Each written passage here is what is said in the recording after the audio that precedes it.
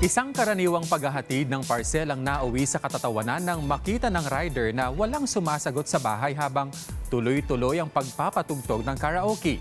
Ang rider napasing along tuloy. Yan ang sentro ng balita ni Millie Tabino. Tao po. Deliver. May tao na dito pa. Tao po. Tuloy ko nga muna ito.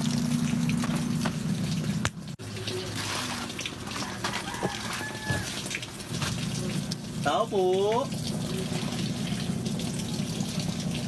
Deliver po.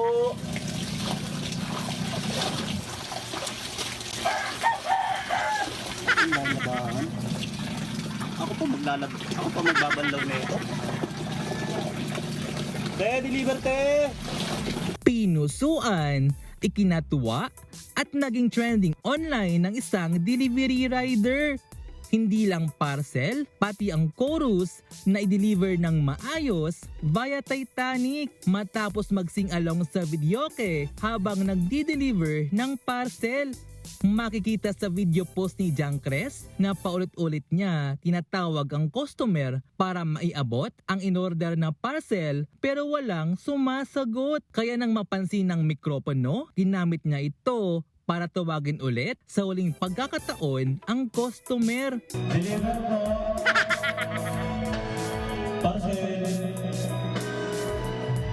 Nang wala pa ring response, hindi na makatiis si Jancres kaya kinanta na lang niya ang May Parcel Will Go On, My Heart Will Go On ni Celine Dion.